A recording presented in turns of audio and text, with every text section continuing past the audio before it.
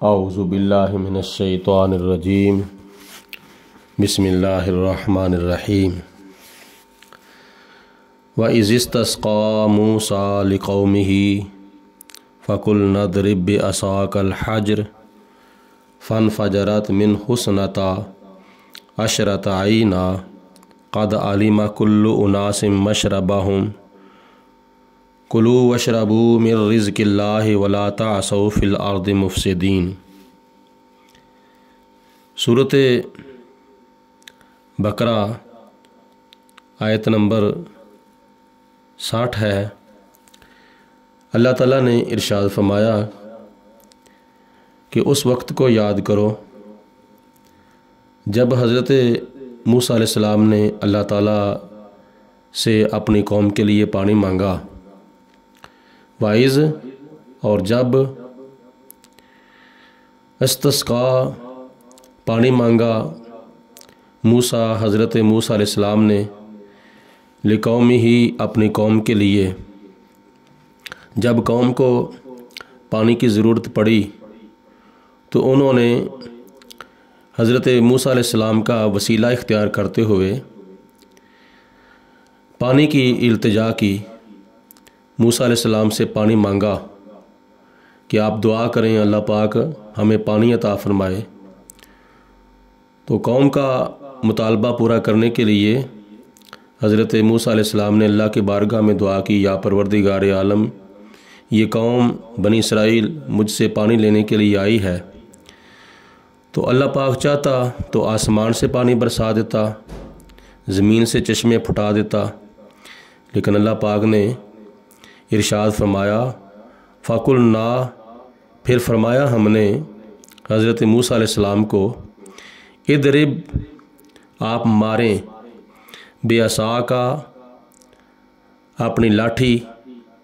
اپنا ڈنڈا، اپنا سوٹا، اپنا عصا مبارک ماریں، کس کے اوپر؟ الحجر، پتھر پر۔ اللہ کے حکم پر عمل کرتے ہوئے حضرت موسیٰ علیہ السلام نے جب اپنا عصا مبارک پتھر کے اوپر مارا، فَانْفَجَرَتْ مِنْهُ اثْنَتَا عَشْرَةَ عَيْنًا، تو اس پتھر سے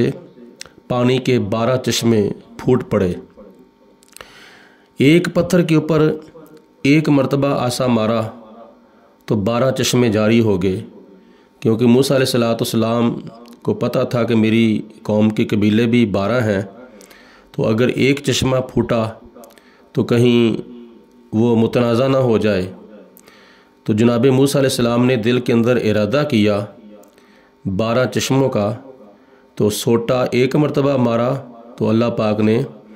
موسیٰ علیہ السلام کے دل کا ارادہ پورا کرتے ہوئے اس ایک پتھر سے 12 چشمے جاری فرما دیے۔ قد علم کل اناس مشربہم، تو پھر تمام گروہوں نے، تمام لشکروں نے، تمام جماعتوں نے، تمام قبیلوں نے اپنا اپنا چشمہ جو تھا وہ پہچان لیا۔ تو اللہ پاک نے فرمایا کلو وشربو، کھاؤ اور پیو، من رزق اللہ، اللہ تعالیٰ کے دیے ہوئے رزق میں سے، ولا تعثوا فی الارض مفسدین، اور زمین کے اندر فساد کرتے ہوئے نہ پھرو۔ وَإِذْ قُلْتُمْ، اور اس وقت کو بھی یاد کرو جب تم نے کہا تھا حضرت موسیٰ علیہ السلام سے، یا موسیٰ، اے موسیٰ علیہ السلام، لن نصبر، ہرگز نہیں ہم صبر کریں گے، علی طعام واحد، ایک کھانے پر، یعنی کھانے کی ایک قسم پر، ایک ڈش پر ہم صبر ہرگز نہیں کریں گے، کیونکہ اللہ پاک ان کے لیے آسمان سے من و سلوہ نازل فرماتا تھا، جنتی کھانے آتے تھے ان کے لیے،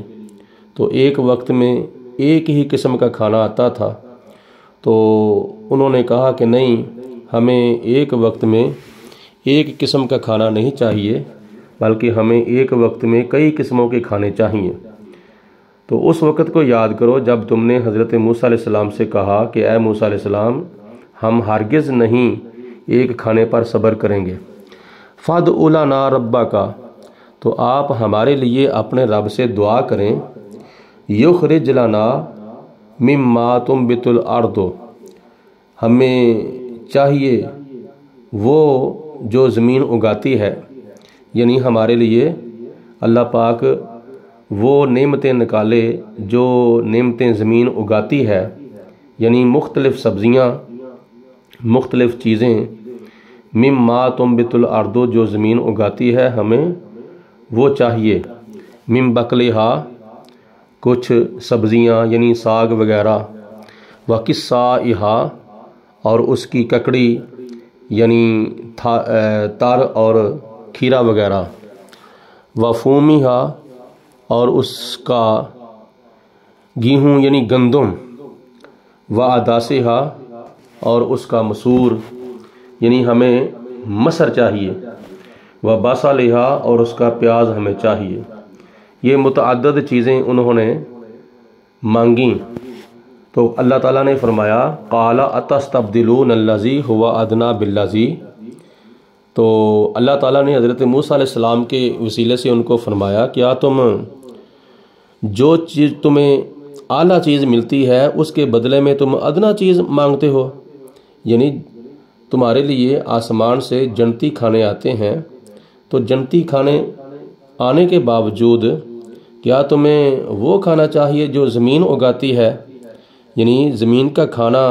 اگرچہ خدا کی نعمت ہے لیکن جنت کا کھانا جو ہے وہ اس سے کئی درجے افضل ہے، اعلیٰ ہے، بنا بنایا پکا پکایا، نہ کوئی محنت کرنی پڑتی ہے نہ کوئی اور مشقت کرنی پڑتی ہے، تو کیا تم اعلیٰ کھانے کے بدلے ادنا کھانا چاہتے ہو؟ ہوا خیر، جب کہ تمہیں بہتر کھانا مل رہا ہے، تو اگر تمہیں اعلیٰ کھانے کی بجائے ادنا کھانا چاہیے، اہبطوا مصرا، تو تم پھر اتر جاؤ کسی شہر میں جا کر، یعنی یہاں سے سواریوں کے اوپر بیٹھو اور سفر کرتے کرتے کسی شہر میں کسی ایسی زمین پر جا اترو جو زرخیز ہو،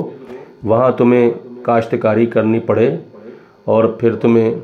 زمین پھاڑنی پڑے، پھر بیج بونا پڑے، پھر وہ اگے، پھر تم اس کو کاٹو اور پھر اس کو تم بناؤ، پکاؤ، پھر کھاؤ۔ اگر تم ایسا کرنا چاہتے ہو تو پھر اہبطوا مصرا، کسی دوسرے علاقے میں چلے جاؤ، فإن لکم ما سألتم، تو تمہیں وہ چیز مل جائے گی جو تم نے مانگی ہے۔ وضربت علیہم الذلۃ، تو پھر اللہ پاک نے ان کے اوپر ذلت اور رسوائی سوار کر دی، ذلت اور رسوائی ان کے اوپر مسلط کر دی، والمسکنۃ، اور محتاجی بھی ان کے اوپر مسلط کر دی، یعنی پہلے نمبر پر تو وہ پریشان ہوئے اور پھر سب کو کاشتکاری کرنی بھی نہیں آتی تھی تو وہ ایک دوسرے کے محتاج ہو گئے، ایک دوسرے سے کیا نام ہے پوچھنے لگ گئے اور طریقہ وغیرہ سیکھنے لگ گئے۔ وباءوا بغضب من اللہ،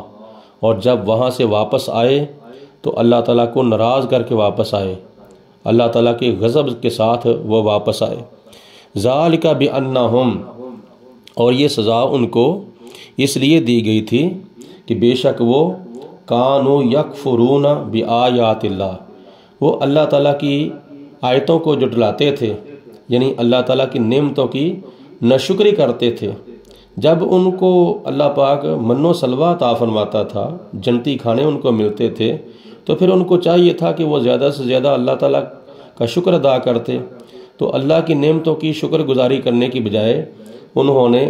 من و سلوہ کو ٹھکرا دیا، جھٹلا دیا اور زمین کے کھانے کی طرف وہ پڑ گئے، تو اللہ تعالیٰ کی ذات نے ان کو یہ سزا دی۔ آگے فرمایا وَيَقْتُلُونَ النَّبِيِّينَ بِغَيْرِ الْحَقِّ،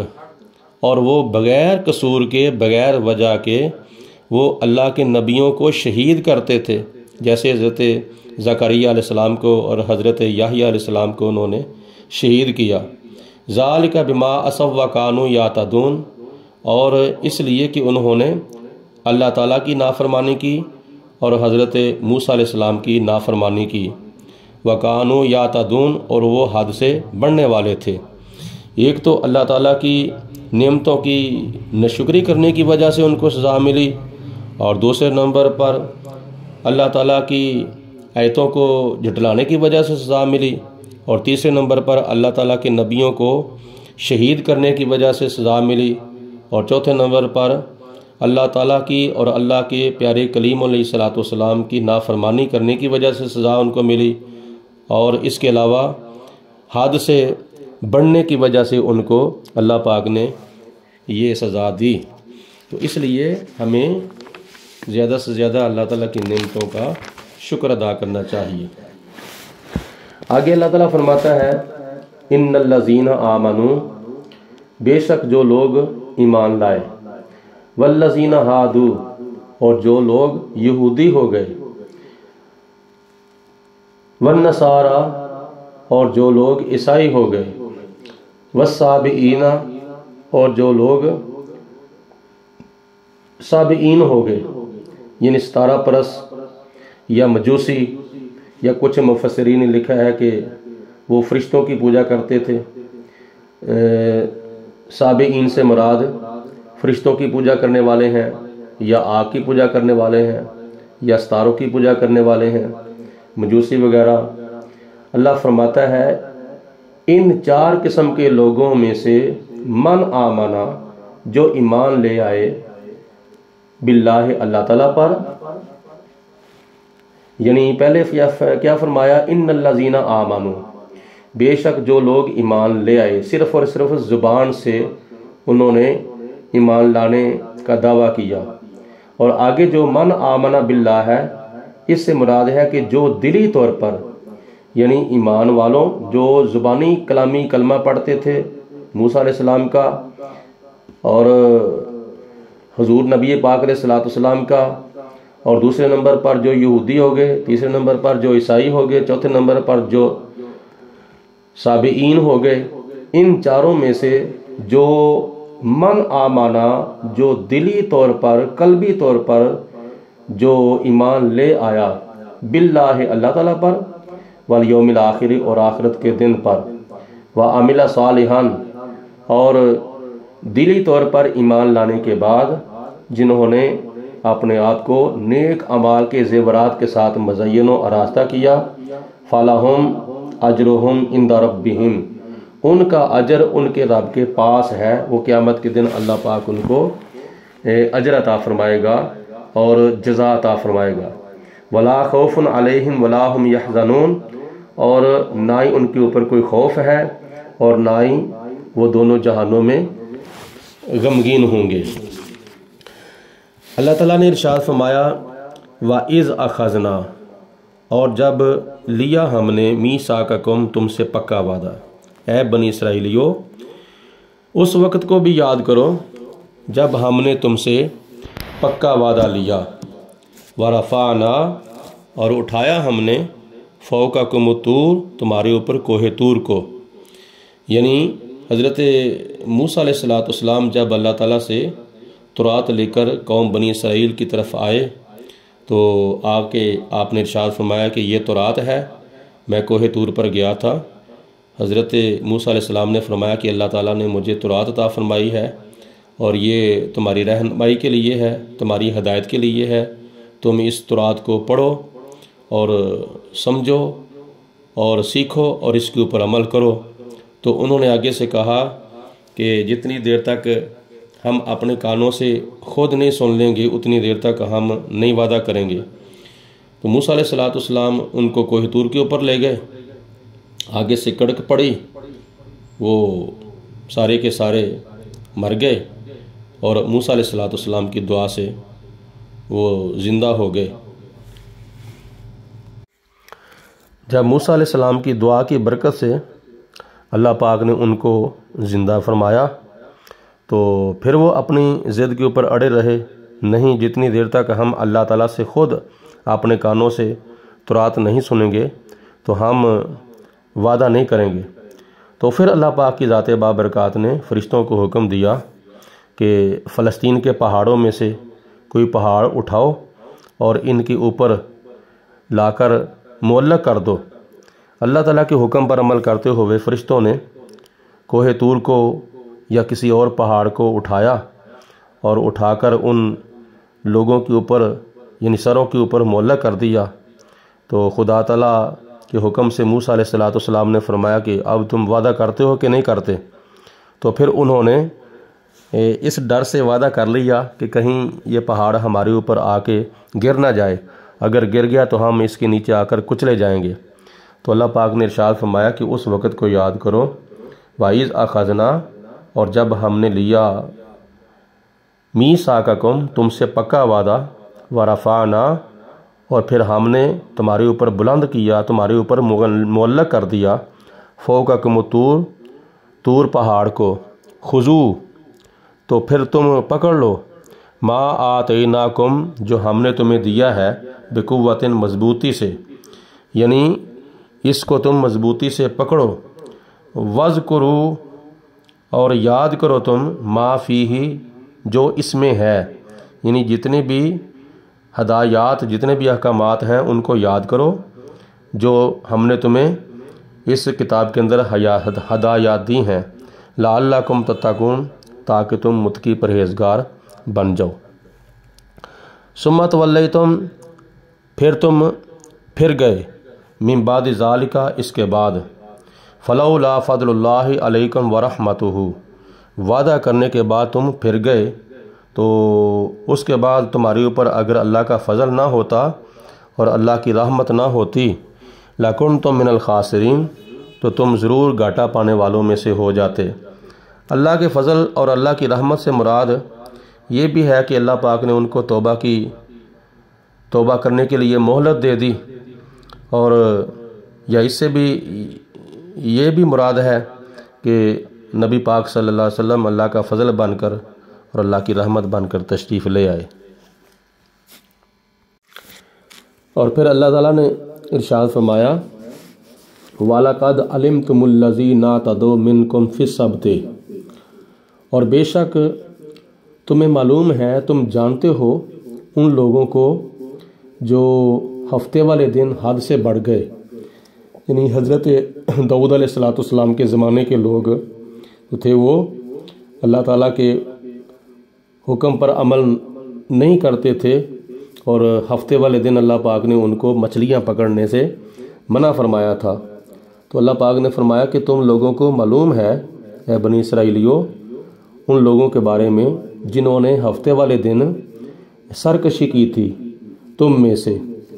فَقُلْنَا لَهُمْ، تو پھر ہم نے ان کو غصے کے ساتھ فرما دیا تھا،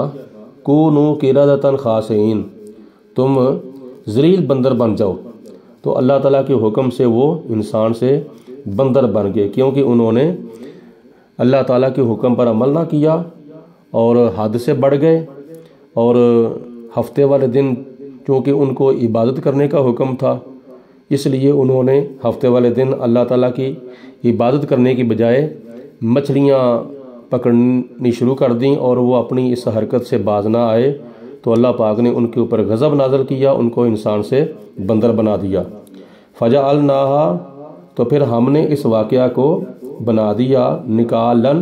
عبرت اور سبق، لما بین یدیہا وما خلفہا، اور اس وقت کے اور اس زمانے کے لوگوں کے لیے بھی اس واقعہ کو ہم نے عبرت بنا دیا، اور جو ان کے بعد ہوئے ان لوگوں کے لیے بھی ہم نے اس واقعہ کو عبرت بنا دیا۔ وَمَوْعِظَةً لِّلْمُتَّقِينَ، اور یہ نصیحت ہے اللہ تعالیٰ سے ڈرنے والوں کے لیے۔